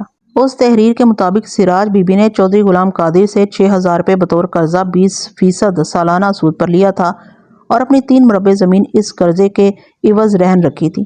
تحریر میں رقم کی واپسی کی کوئی مدت مقرر نہیں کی گئی تھی۔ سود کے بارے میں یہ وضاحت نہیں تھی کہ وہ سود در سود تھا، لہٰذا تحریر کی روح سے وہ سادہ سود تھا۔ ایسی بھی کوئی شرط نہیں تھی کہ چودھری زمین کو استعمال کر سکتا تھا اور اس کی ساری آمدنی خود رکھ سکتا تھا۔ میں نے محمد حسین پٹواری سے سود کا حساب نکالنے کے لیے کہا۔ اس نے 1 منٹ میں حساب سامنے رکھ دیا۔ 20% سالانہ کے حساب سے 6,000 روپے پر 18 سال کا سود 21,600 روپے بنتا ہے۔ اس میں اصل رقم بھی ملا لی جائے تو کل رقم 27,600 روپے بنتی ہے۔ ملک صاحب، اب اس چکر کو چھوڑیں، اصل بات، میں نے چودھری کی بات کاٹتے ہوئے کہا، اس حساب سے سراج بی بی کے ذمہ تقریباً 7,500 روپے نکلتے ہیں، کیونکہ 20,000 روپے ادا کیے جا چکے ہیں۔ نہیں، اصل رقم اس سے بہت کم ہوگی، محمد حسین نے کہا۔ جو رقم ادا ہو جائے گی اس پر سود نہیں لگایا جا سکتا۔ چودھری اپنے جوش پر قابو پانے کی کوشش کرتے ہوئے بولا، اس حساب کتاب کو گولی مارو جی، میں ان لوگوں کو 12,000 روپے دے دوں گا۔ میں نے پٹواری سے پوچھا، اس زمین کی موجودہ قیمت کیا ہوگی؟ اس وقت اس زمین کی قیمت 20-21,000 روپے مربع سے کم نہیں ہوگی، بوڑھے پٹواری نے جواب دیا۔ اچھا گاہک مل جائے تو زیادہ قیمت بھی مل سکتی ہے۔ اس حساب سے 3 مربع زمین کے 60-65 ہزار روپے بنتے ہیں۔ میں نے چودھری سے مخاطب ہو کر کہا، اگر آپ یہ زمین خریدنا ہی چاہتے ہیں تو اس کی صحیح قیمت لگائیں اور بات ختم کریں، اور وہ جو ہم زمین پر محنت کرتے رہے ہیں اس کا حساب کتاب ہوگا۔ ہم نے زمین گروی رکھی تھی، پٹے پر نہیں دی تھی۔ سراج بی بی نے کہا، آپ زمین کو استعمال نہیں کر سکتے تھے۔ تم نے میرا پیسہ استعمال کیا یا نہیں کیا؟ چودھری نے غضبناک نظروں سے سراج بی بی کو گھورا۔ میں نے زمین کو استعمال کر لیا تو کون سی قیامت آ گئی؟ آشف نے کہا، ہم نے پیسہ استعمال کرنے کا سود دیا۔ آپ نے ہمیں زمین کی پیداوار میں سے کیا دیا؟ بہت کچھ دیا تیرے باپ کو، اور اسی نے مجھے زمین استعمال کرنے کا اختیار بھی دیا تھا۔ چودھری صاحب، اس تحریر میں ایسی کوئی بات نہیں ہے، میں نے کہا۔ میں آپ کی خاطر ان لوگوں کو زمین فروخت کرنے پر مجبور کر سکتا ہوں، لیکن قیمت آپ کو مارکیٹ کے حساب سے لگانی ہوگی، اور انصاف کا تقاضا بھی یہی ہے۔ ملک صاحب، یہ نہیں ہو سکتا۔ پٹواری محمد حسین اور سراج بی بی ایک طرف جا کر کچھ بات چیت کرنے لگے، پھر دونوں واپس آ گئے اور سراج بی بی نے کہا، چودھری صاحب، آپ میرے ساتھ پیسوں کا حساب کر لیں، میں آپ کی بقایا رقم کل تک ادا کر دوں گی۔ چودھری پٹواری کو گھورنے لگا، محمد حسین، تیرے جیسے پٹواری میرے ڈب میں پڑے رہتے ہیں، میں تمہاری چالوں کو خوب سمجھتا ہوں۔ اس زمین پر قبضہ کرنے کا خیال دل سے نکال دو، یہ زمین میری ہے اور میرے ہی پاس رہے گی۔ چودھری، ذرا سوچ سمجھ کر بات کرو، بوڑھے پٹواری نے غصے سے کہا۔ میں بھی چھوٹا زمیندار نہیں ہوں، میری زمینیں تجھ سے زیادہ نہیں تو کم بھی نہیں ہوں گی۔ یاد رکھ، یتیموں کا مال ہضم نہیں ہوگا۔ چودھری غصے سے کھڑا ہو گیا، بولا، ملک صاحب، میں پہلے ہی سمجھ گیا تھا کہ یہ سب ملی بھگت ہے، اس قسم کے ڈرامے ہم نے بہت کیے ہیں، اس طرح بات نہیں بنے گی۔ چودھری صاحب، میرا بھی یہی خیال ہے کہ اس طرح بات نہیں بنے گی۔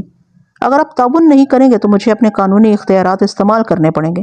بڑے شوق سے استعمال کریں اپنے قانونی اختیارات، اس نے دھمکی آمیز لہجے میں کہا۔ مجھے گرفتار کر لیں، حوالات میں بند کر دیں، ان کا مقدمہ عدالت میں پہنچا دیں، زیادہ سے زیادہ ان کے حق میں ڈگری ہو جائے گی، اور کیا ہوگا؟ زمین تو کہیں نہیں چلی جائے گی، اس میں کاشتکاری کون کرے گا؟ وہ کھلی دھمکی تھی، اس کا مطلب یہ تھا کہ نہ تو اسے قانون کی پرواہ تھی اور نہ ہی کسی عدالتی فیصلے کی۔ وہ زمین کا قبضہ چھوڑنے پر تیار نہیں تھا۔ جب ایسی صورتحال پیدا ہو جائے تو پھر بڑے زمیندار سے ٹکر لینا بہت مشکل ہوتا ہے۔ یہ لوگ خون ریزی سے بھی باز نہیں آتے۔ فریق مخالف اگر کمزور ہو اور اس میں جوانوں کی کمی ہو تو وہ کچھ نہیں کر سکتا۔ سراج بی بی نے ہمت کر کے کہا، میرا پتر اور چوائی کاشتکاری کرے گا، ہم سب مل کر کام کریں گے۔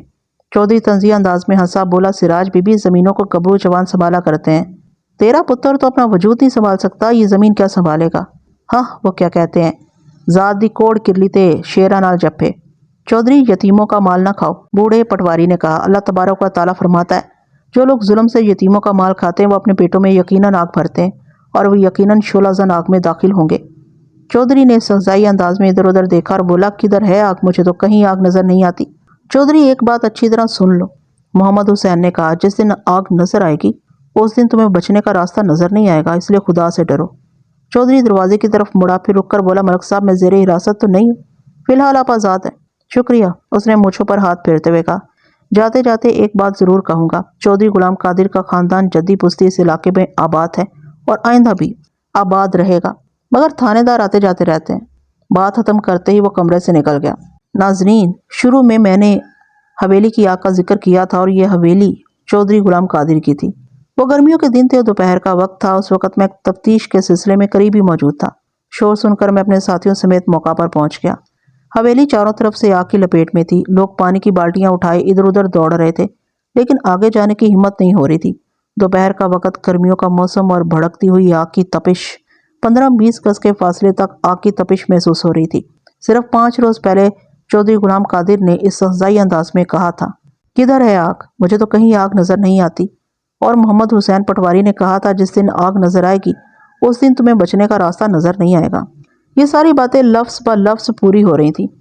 لوگ چیخ چیخ کر ایک دوسرے کو بتا رہے تھے کہ چودھری کا پورا خاندان آگ میں گرا ہوا ہے، ان کے لیے کچھ کرنا چاہیے۔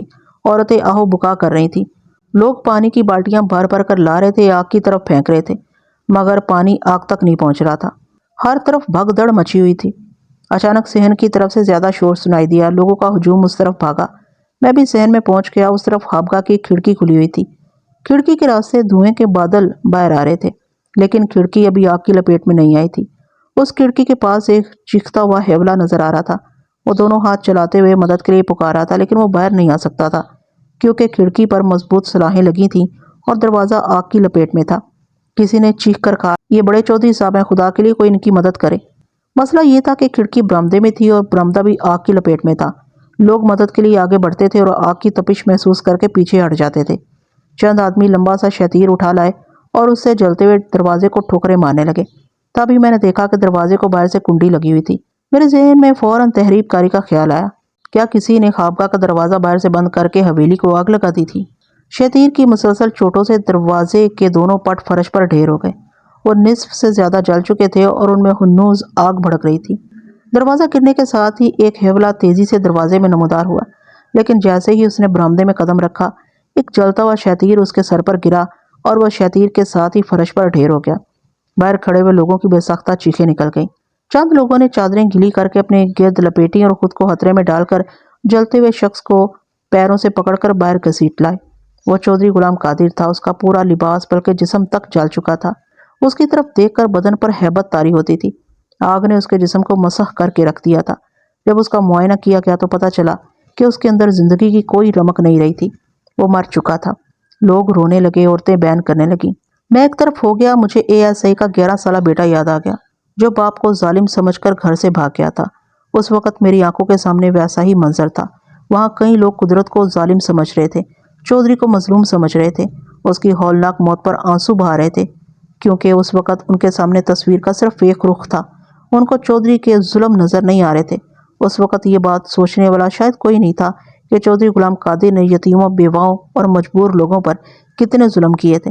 وہ یتیموں کی آہوں کی آگ تھی جس نے اسے جلا کر راکھ کر دیا تھا۔ آگ میں 9 افراد جل کر ہلاک ہو گئے تھے۔ چودھری کے خاندان میں بس ایک شخص زندہ بچا تھا۔ وہ چودھری کا 26-27 سالہ بیٹا تھا۔ اس کا نام فرید قادر تھا اور وہ پیدائشی پاگل تھا۔ اگلے روز جب ایک ہی وقت میں 9 جنازے اٹھے تو ہر شخص سوگوار اور پرنم تھا، لیکن فرید اچھل اچھل کر تالیاں بجا رہا تھا اور خوش ہو رہا تھا۔ اس کے خیال میں وہ کوئی تفریحی میلہ تھا۔ چونکہ مجھے اس حادثے کے بارے میں تحریبی یا انتقامی کارروائی کا شبہ ہوا تھا، اس لیے میں نے حویلی کے گرد پہرا بٹھا دیا۔ آگ اگرچہ بجھ گئی تھی، مگر رات بھر دبی ہوئی آگ سے دھواں اٹھتا رہا۔ حویلی کھنڈر بن چکی تھی، کئی کمروں کی چھتیں بیٹھ گئی تھیں۔ اگلی صبح 5 آدمی تھانے آئے۔ ان میں سے ایک شخص چودھری غلام قادر کا دور کا رشتہ دار تھا۔ اس نے اپنا نام رجب علی بتایا اور کہا کہ وہ چودھری غلام قادر اور اس کے خاندان کے قتل کی رپورٹ درج کروانا چاہتا ہے۔ وہ ادھیڑ عمر کا پڑھا لکھا شخص نظر آتا تھا۔ باقی 4 افراد چودھری غلام قادر کے ملنے جلنے والے اور پڑوسی تھے۔ میں اس وقت تفتیش کے لیے حویلی جانے کا ارادہ کر رہا تھا۔ میں نے ان لوگوں کو یہ بات بتائی اور کہا کہ رپورٹ ابتدائی چھان بین کے بعد لکھی جائے گی۔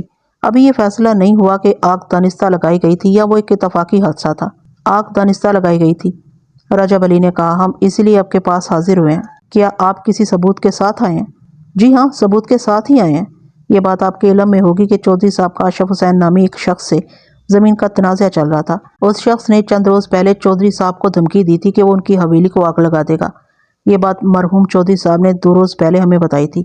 یہ سب لوگ وہاں موجود تھے، اور دوسری بات یہ ہے کہ آگ لگنے سے پہلے کچھ لوگوں نے اشرف حسین کو حویلی کے آس پاس منڈلاتے دیکھا تھا۔ یہ سازش میں محمد حسین پٹواری بھی شامل ہے، اس کا نام بھی رپورٹ میں شامل کریں۔ چودھری صاحب نے بتایا تھا کہ محمد حسین پٹواری اشرف حسین کی زمین خریدنا چاہتا تھا، رجب علی کے ایک ساتھی نے کہا، اور وہی اسے چودھری صاحب کے خلاف بھڑکا رہا تھا۔ اشرف حسین کے خلاف ہم پہلے ہی پرچہ کاٹ چکے ہیں، میں نے انہیں بتایا۔ چودھری صاحب نے چند روز پہلے اس کے خلاف رپورٹ درج کروائی تھی۔ آپ فکر نہ کریں، میں اسے تھانے بلا کر اچھی طرح پوچھ گچھ کرتا ہوں۔ اگر مجھے اس کے خلاف کوئی شہادت ملی تو میں اس کے ساتھ کوئی نرمی نہیں کروں گا۔ اشرف کے بارے میں مجھے یقین نہیں تھا کہ حویلی میں اس نے آگ لگائی تھی۔ وہ اس ٹائپ کا نوجوان نہیں تھا، لیکن اگر محرک بہت بڑا ہو تو بعض اوقات ایک کمزور آدمی بھی بہت بڑی حرکت کر گزرتا ہے، اور محرک یہ تھا کہ وہ لوگ 18 سال سے اپنی زمین کی واگزاری کی امید لگائے بیٹھے تھے، لیکن آخری ملاقات میں چودھری نے ان کی ساری امیدوں پر پانی پھیر دیا تھا۔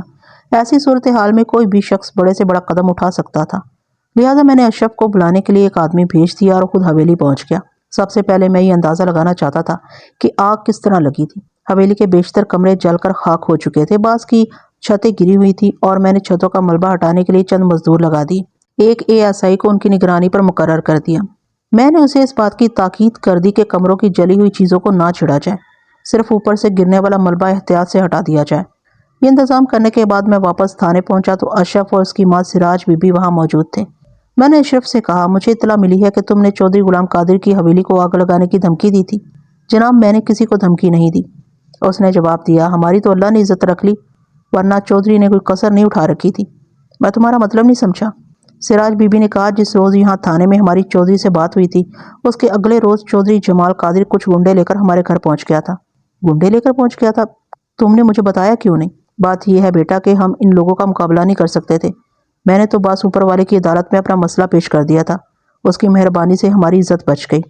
دونوں نے جو ملی جلی تفصیل بتائی، اس کا خلاصہ میں اپنے الفاظ میں پیش کرتا ہوں۔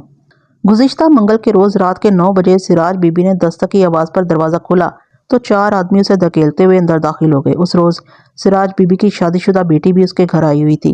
اس کے ہمراہ اس کی 2 بیٹیاں بھی تھیں جن کی عمریں 12 اور 14 سال تھی۔ گھر میں داخل ہونے والے 4 آدمیوں میں سے ایک چودھری جمال قادر تھا۔ باقی افراد سراج بی بی کے لیے اجنبی تھے، ان کی شکلیں خوفناک تھی، وہ سب مسلح تھے۔ ایک کے ہاتھ میں مٹی کے تیل کا کنستر تھا۔ جمال قادر نے اندر گھستے ہی اشرف کو گریبان سے پکڑا اور اس کے منہ پر تھپڑ مارے۔ یہ دیکھ کر لڑکیاں چیخنے لگیں تو جمال قادر کے ساتھیوں نے انہیں بالوں سے پکڑ لیا اور ان کے منہ بند کر دیے۔ اوئے، بڑے چودھری صاحب نے مجھے بتایا کہ تم تھانے میں بہت اچھل اچھل کر باتیں کر رہے تھے، جمال قادر نے اشرف سے کہا۔ انہوں نے مجھے بتایا ہے کہ تم نے ان کے ساتھ بڑی سخت بد کلامی کی تھی۔ اشرف نے ہاتھ جوڑتے ہوئے کہا، نہیں جناب، میں نے تو بڑے ادب سے بات کی تھی۔ بڑے چودھری صاحب میرے ابا کے دوست تھے، میں ان کے ساتھ کیسے بد کلامی کر سکتا ہوں؟ تیرا مطلب ہے کہ ابا جی نے جھوٹ بولا ہے؟ جی، میں نے یہ تو نہیں کہا۔ آپ بے شک ملک صاحب سے پوچھ لیں، میں نے تو کوئی غلط بات نہیں کی۔ جمال قادر اس کے منہ پر تھپڑ مارتے ہوئے بولا، فکر نہ کر، ملک صاحب کا بندوبست بھی ہو جائے گا۔ ایسے کئی ملک آئے اور کہیں گئے، اور سنا ہے تم لوگوں کو حساب کتاب کرنا بھی آ گیا، زمین کے پیسے مانگتے ہو۔ سراج بی بی نے منت کرتے ہوئے کہا، بیٹا تم جس طرح کہو گے ویسے ہی کر لیں گے۔ جمال قادر نے اسے پرے دھکا دیا اور بولا، پرے ہٹ مائی، آئندہ مجھے بیٹا مت کہنا۔ تم نے ہمارے خلاف دھوکہ دہی کی رپورٹ درج کروائی ہے، ہمیں معاف کر دو چودھری، ہماری رپورٹ لکھانے کی مرضی نہیں تھی، یہ رپورٹ تھانے دار صاحب نے خود ہی لکھ لی تھی۔ خود ہی لکھ لی تھی؟ جمال قادر نے منہ بگاڑ کر کہا، انگوٹھا بھی خود ہی لگایا تھا؟ سراج بی بی کی بیٹی اور نواسیاں بدماشوں کی گرفت میں بری طرح کانپ رہی تھیں۔ سراج بی بی نے جمال قادر کے پیر پکڑ لیے اور بولی، چودھری صاحب، ہمیں کچھ نہیں چاہیے، نہ زمین چاہیے اور نہ ہی پیسہ، آج ہم جھگڑا ہی ختم کرنے آئے ہیں۔ غلام قادر نے کہا، پھر اپنے ساتھی سے بولا، رب نواز، چلو اپنا کام شروع کرو، دونوں کمروں میں اچھی طرح مٹی کا تیل چھڑک دو، ان میں سے ایک بھی بندہ زندہ نہیں بچنا چاہیے۔ یہ کوئی نئی یا عجوبہ بات نہیں تھی کہ متکبر اور فرعون صفت جاگیردار اس قسم کی انسانیت سوز حرکتیں اکثر کرتے رہتے ہیں، پہلے بھی کرتے تھے اور آج بھی کرتے ہیں۔ جب مظلوم اور بے بس افراد آگ میں جل رہے ہوتے ہیں تو یہ شیطان پیر کھڑے ہو کر کہے لگاتے ہیں۔ یہ لوگ نہ بوڑھوں کی پرواہ کرتے ہیں، نہ عورتوں کی، نہ انہیں جلتے ہوئے بچوں پر ترس آتا ہے۔ جب رب نواز نامی بدماش نے تیل کا کنستر اٹھایا تو سراج بی بی اور اس کا پورا کنبہ جمال قادر کے قدموں میں گر پڑا اور آہو بکا کرنے لگا۔ سراج بی بی نے کہا، چودھری صاحب ہمیں کچھ نہیں چاہیے، آپ ہماری زمین بھی رکھ لیں، ہم یہ بستی چھوڑ کر چلے جائیں گے، دوبارہ کبھی ادھر کا رخ نہیں کریں گے، جیسا کاغذ چاہو ہم سے لکھوا لو، پر ہمارے اوپر یہ ظلم نہ کرو۔ میں تمہیں اللہ اور رسول کا واسطہ دیتی ہوں کہ ہمیں زندہ نہ جلاؤ، ہم خاموشی سے یہ بستی چھوڑ کر چلے جائیں گے، کسی سے کچھ نہیں کہیں گے۔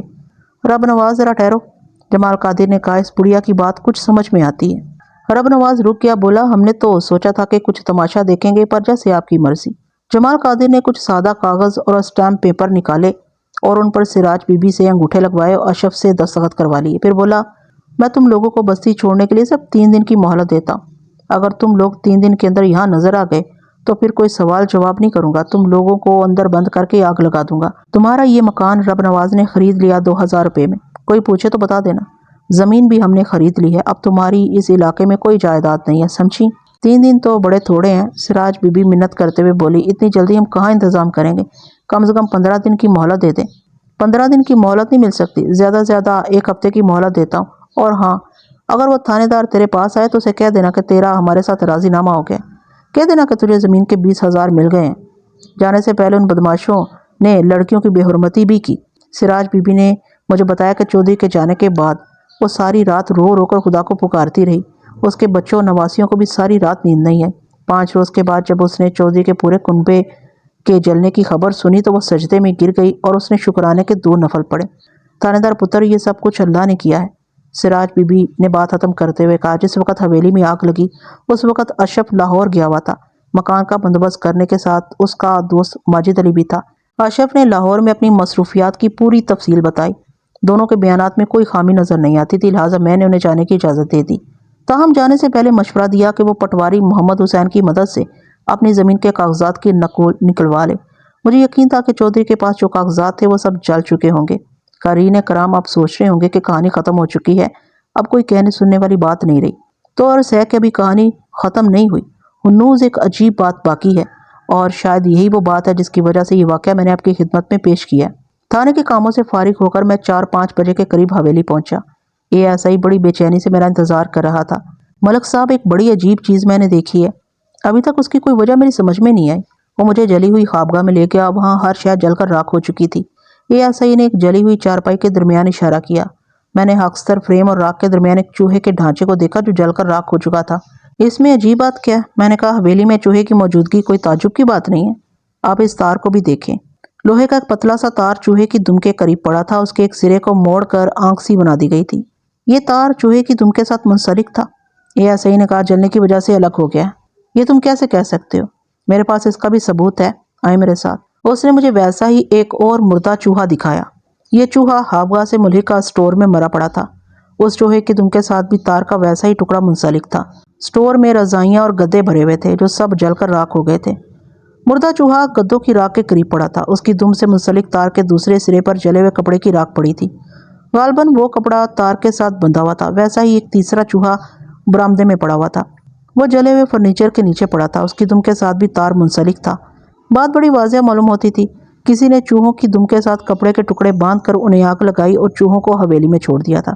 بظاہر یہ نظر آتا تھا کہ یہ ساری کارروائی بڑی منصوبہ بندی سے کی گئی تھی۔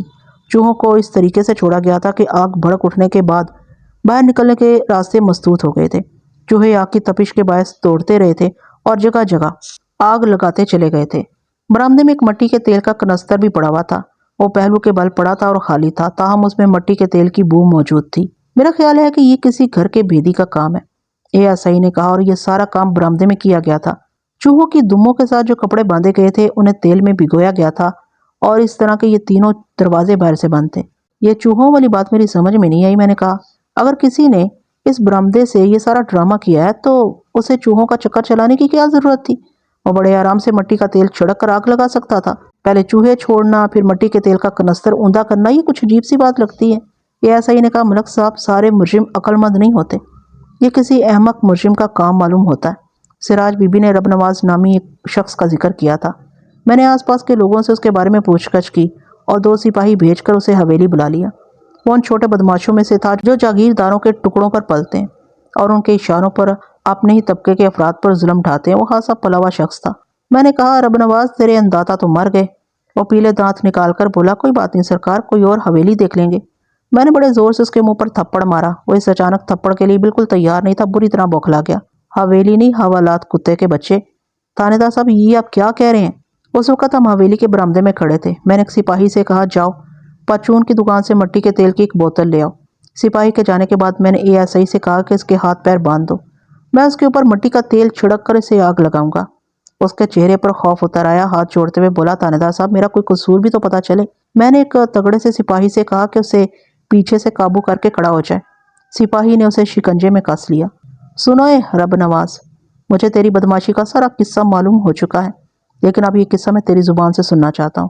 اگر تیرے منہ سے ایک بھی لفظ غلط نکلا نا تو یہاں سے تیری لاش ہی جائے گی۔ پہلے تو اس کنستر کو دیکھ، کیا تو اس کو پہچانتا ہے؟ میں نے اپنا رولر بالکل تیار پکڑا ہوا تھا۔ وہ تھوک نکلتے ہوئے بولا، یہ مٹی کے تیل کا کنستر ہے۔ میں نے رولر سے اس کے کندھے پر ضرب لگائی اور کہا، میں نے پہچاننے کی بات کی ہے، کیا یہ وہی کنستر ہے جسے تم جمال قادر کے ہمراہ سراج بی بی کے گھر لے گئے تھے؟ اس نے لمحہ بھر توقف کیا، پھر میرا ہاتھ بلند ہوتے دیکھ کر بولا، جی یہی ہے۔ کتے، تم اس بیوہ عورت کو، اس کی بیٹی، بیٹے اور نواسیوں کو گھر کے اندر جلا کر تماشا دیکھنا چاہتے تھے؟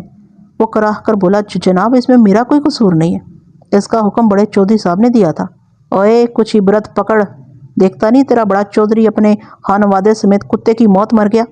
یاد رکھ، بیواؤں اور یتیموں پر ظلم کرنے والوں کو خدا آگ میں جھونک دیا کرتا ہے۔ اس کے لیے یہاں بھی آگ ہے اور وہاں بھی آگ ہے۔ تیرے دوسرے دو ساتھیوں کا نام کیا؟ ایک کا نام جیجا تیلی اور دوسرے کا نام چودھری رجب علی ہے۔ یہ رجب علی وہی تھا جو صبح 4 آدمیوں کے ہمراہ اشرف کے خلاف پرچہ کٹوانے آیا تھا۔ میں نے حوالدار سے کہا کہ وہ 2-3 آدمی ساتھ لے جائے اور رجب علی اور جیجے تیلی کو پکڑ کر تھانے لے آئے۔ رب نواز، اس حویلی میں کس نے آگ لگائی ہے؟ وہ قسمیں کھانے لگا کہ اسے اس آگ کے بارے میں کچھ پتہ نہیں ہے۔ اس کا بیان سچا معلوم ہوتا تھا۔ قدرت کا عجیب فیصلہ تھا۔ چودھری نے جس تیل سے ایک بیوہ اس کے کنبے کو ہلاک کرنا چاہا تھا، وہی تیل اس کی اپنی ہلاکت کا باعث بن گیا تھا۔ لیکن چوہوں والا معمہ ہنوز حل نہیں ہوا تھا۔ اگلے روز میں نے آس پاس رہنے والوں سے پوچھ گچھ شروع کر دی۔ کسی اجنبی کو حویلی میں داخل ہوتے یا نکلتے نہیں دیکھا گیا تھا۔ زندہ بچنے والا واحد فرد چودھری کا پاگل بیٹا فرید قادر تھا۔ وہ نہ کوئی بات سمجھتا تھا اور نہ کچھ بتا سکتا تھا۔ ASI کافی دیر تک اس کے ساتھ مغز ماری کرتا رہا، مگر کچھ حاصل نہ ہوا۔ فرید اس ساری گفتگو کو تفریح سمجھتا تھا۔ وہ کبھی ہنسنے لگ جاتا، کبھی تالیاں بجاتا اور کبھی اوٹ پٹانگ باتیں کرنے لگ جاتا۔ میں نے اسے ٹھہر ٹھہر کر پوچھا، فرید جب آگ لگی تم کہاں تھے؟ اس نے دونوں ہاتھ پھیلائے، تماشا، بہت سارے لوگ تماشا، ہو تمہارے ساتھ کون تھا؟ آگ، بہت ساری آگ، تماشا، ہاں۔ کافی دیر تک ایسے ہی سوال و جواب کے بعد مجھے اچانک ایک خیال آیا۔ میں نے پوچھا، فرید چوہا، تم نے چوہا دیکھا؟ اس کی آنکھوں میں چمک سی پیدا ہوئی، بولا، چوہا، تماشا، آگ۔ غالباً کوئی بات اس کے ذہن میں آ رہی تھی۔ میں نے اس کی حوصلہ افزائی کرتے ہوئے کہا، ہاں شاباش، تم نے چوہا کہاں دیکھا؟ چوہا؟ اس نے سینے پر ہاتھ مارا، بولا، چوہا میں، جیرا، تماشا، ہاں۔ پہلی دفعہ ایک نام اس کی زبان پر آیا تھا۔ جیرا کون ہے؟ میں نے پوچھا۔ اس نے پھر سینے پر ہاتھ مارا، بولا، جیرا میں، چوہا۔ یہ جیرا کوئی ملازم معلوم ہوتا ہے؟ میں نے ASI سے کہا، تم آس پاس سے پتہ کرو، اس نام کے جتنے لوگ بھی ہیں انہیں ساتھ لے آؤ۔ کوئی آدھ پون گھنٹے بعد ASI ایک 9-10 سالہ لڑکے کو ساتھ لیے حویلی میں پہنچ گیا۔ لڑکے کے ساتھ اس کا باپ بھی تھا، دونوں کے چہرے اترے ہوئے تھے۔ لڑکا کچھ زیادہ ہی خوفزدہ نظر آتا تھا۔ اس کا نام نذیر عرف جیرا تھا۔ فرید نے جیرے کو دیکھا تو خوشی سے تالیاں بجانے لگا، جیرا آ گیا، جیرا آ گیا، ہاں جیرا آ گیا۔ میں نے جیرے کی گھبراہٹ دور کرنے کے لیے 2-4 دوستانہ سوالات کیے، پھر پوچھا، جیرے یہ چوہوں کا کیا قصہ ہے؟ یہ سوال سنتے ہی اس کی آنکھیں خوف سے پھیل گئی، بولا، سو ربدی میرا کوئی قصور نہیں ہے، میں نے تو کچھ بھی نہیں کیا۔ گھبراؤ نہیں پتر، ہم نے کب کہا کہ تمہارا قصور ہے؟ ویسے ہوا کیا تھا؟ چوہے کون لایا تھا؟ چوہے تو جی پنجرے میں پھنسے ہوئے تھے، 4-5 تھے۔ چاچی نے مجھے پنجرا دیا اور کہا کہ چوہوں کو چھپڑ میں ڈبو کر مار دو۔ میں جانے لگا تو فرید نے مجھے روک لیا، کہنے لگا، آؤ چوہوں کا تماشا کرتے ہیں۔ کون سی چاچی نے پنجرا دیا تھا؟ فرید کی اماں نے۔ اچھا پھر کیا ہوا؟ جی پہلے تو ہم چوہوں کو ایسے ہی چھیڑتے رہے، پھر یہ فرید کہنے لگا کہ چوہوں کی دم میں کپڑا باندھ کر آگ لگاتے ہیں۔ میں نے اس کو منع بھی کیا لیکن یہ نہیں مانا۔ تم لوگوں نے چوہوں کی دم کے ساتھ کپڑا کیسے باندھا؟ یہ جی ہاتھ پر کپڑا لپیٹ کر چوہا پکڑتا تھا، میں تار کے ساتھ کپڑا باندھ کر تار کو چوہے کی دم پر لپیٹ دیتا تھا، کپڑے پر مٹی کا تیل بھی ڈالا تھا۔ آہو جی، اس نے کپڑے کو کنستر میں ڈبویا تھا۔ پھر کیا ہوا؟ پھر یہ ماچس لے آیا اور ایک ایک چوہے کے کپڑے کو آگ لگا کر چھوڑتا گیا۔ 2-3 چوہے کمروں میں گھس گئے۔ میں نے فرید سے کہا کہ اب تمہارے ابا جی تمہیں بہت ماریں گے۔ اس نے ڈر کے مارے سارے دروازے بند کر دیے۔ تھوڑی دیر بعد اندر شور مچ گیا، ادھر بھی آگ لگ گئی۔ ہم ڈر کے مارے باہر بھاگے تو فرید کی کنستر سے ٹکر ہو گئی اور وہ کنستر الٹ گیا۔ بات ختم کرتے ہی اس نے رونا شروع کر دیا۔ وہ بار بار یہی کہتا تھا، ایمان سے میں نے کچھ نہیں کیا، میرا کوئی قصور نہیں۔ میں نے اسے اس کے باپ کے ہمراہ رخصت کر دیا۔ اس کا واقعی کوئی قصور نہیں تھا، قصور اس پاگل فرید کا بھی نہیں تھا۔ یہ ساری کارروائی میں در حقیقت قدرت کا دست انتقام کام کر رہا تھا۔ تو ناظرین، امید کرتی ہوں کہانی آپ کو کافی سنسنی خیز لگی ہوگی۔